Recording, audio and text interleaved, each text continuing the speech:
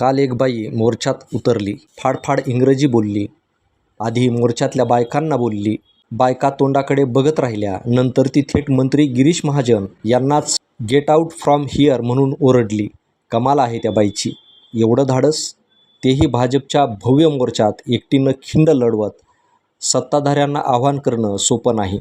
हे पाहून असंच वाटतं की लोकांच्या सहनशीलतेचं ते रौद्ररूप तर नाही ना.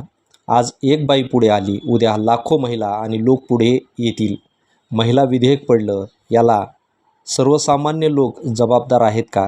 ज्यांच्यामुळे पडलं त्यांच्या घरावर, कार्यालयावर मोर्चा काढायला हवा होता. पण वेठीस धरलं जातंय ते कुणाला? तर सर्वसामान्य जनतेला. म्हणून वाहतूक कोंडीत सापडलेल्या त्या महिलेची सहनशीलता संपली आणि ती पुढे येऊन थेट मोर्चेकरी, मंत्री, पोलीस अधिकारी यांना जाब विचारू लागली. ती जेव्हा हे विचारत होती तेव्हा पोलीस काय करत होते नीट ऐका. मैदान में जाके बोलिए, ट्रैफिक को रोकते नहीं, okay? Get out of here. मेरे से कोई बात नहीं करेगा। यहाँ से इस ट्रैफिक को हटाओ। शट अप, हटाओ ना। किससे बातें कहाँ करनी रहते है? हैं? आप कहाँ रहते हैं? यहाँ रहते हैं। चलो आपको क्या प्रॉब्लम है? मुझे प्रॉब्लम है कि मैं इस रोड पर चलो, चलो, 1 घंटे से ज्यादा खड़ी हूँ। क्यों खड़ी हूँ? कहाँ पे वहाँ व्हीकल है आपका? चलिए। चलो चलो चलो चलो। आवाज कम करो, आवाज कम करो, आवाज कम करो।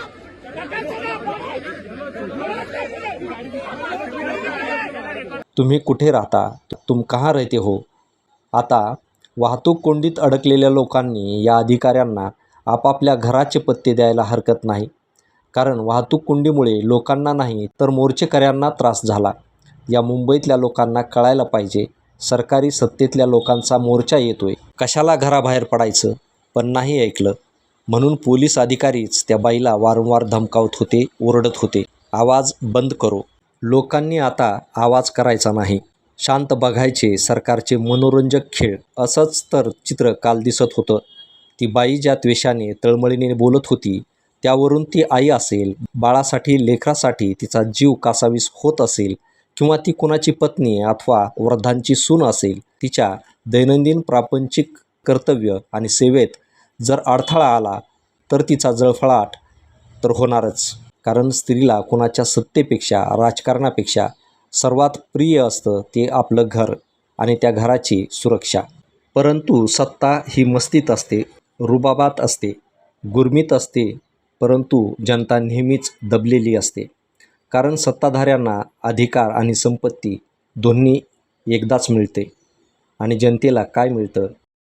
दान करणारा एक दिवस भिकारी होतो, लाचार होतो. हे बळीराजा आणि वामनाची कथा आपल्याला शिकवते. बळी हा जनतेचं प्रतीक आहे आणि वामन हा सत्ताधाऱ्यांचं प्रतीक आहे. बळीनं दान केलं, लयाला गेला, आणि ज्यानं गोड गोड बोलून कपट केलं तो विजेता ठरला. सत्ता देखील अशीच असते. आजचे वामन म्हणजे हे राजकारणी, पुढारी नेते आहेत. आणि पुण्य समजून दान करणारी ही जनता आहे. हे दान आणि पुण्य आजही सरळ मार्गी, निष्कपट लोकांचा घात करीत आहे. आणि त्यालाच आपण लोकधर्म, राजधर्म आणि पुण्यकर्म समजतो. आजच्या घडीला मतदान हे देखील दानच आहे. बळीराजाची जनता ते दान निसंकोच, निस्वार्थपणे धर्माच्या आधारावर पुण्य समजून आजही करते. आणि पुढाऱ्यांच्या झोळीत ते एकदा पडलं की दान करणाऱ्यांना मिळतं काय? धोका, दडपशाही आणि त्यांनाच उद्ध्वस्त करणारी कुटील डावपेच. हजारो वर्षापासून ते चालत आलं, आजही आहेच, चालत राहणार. कारण एवढ्या वर्षात आपल्याला हे उमगलं नाही की दान कुणाला करावं आणि पुण्य कशात आहे. जोपर्यंत बोकडासारखे, बैलासारखे मुलं आपण जन्माला घालत राहू तोपर्यंत त्यांच्या भविष्याचा बळी ही व्यवस्था घेतच राहणार. आणि त्यालाच आम्ही पुण्य समजणार. कारण सत्याला सत्य, चुकीला चूक म्हणण्याचं धाडस आमच्यात नाही. आपल्या जनुकामध्ये मानेवर सुरा असणे हाच सदाचार समजण्याचे गुणधर्म पिढ्यानपिढ्या संस्काराचा भाग म्हणून उपजत राहतात, हे वास्तव आहे. काल मुंबईच्या रस्त्यावर 1 तासभर ट्रॅफिक जाम झाली. भाजपचा मोर्चा होता. महिला विधेयक लोकसभेत पडलं याचा निषेध म्हणून. एखाद्या अन्यायासाठी, न्यायासाठी सत्ताधारी सरकारकडे मागणी करणं हे संयुक्तिक आहे.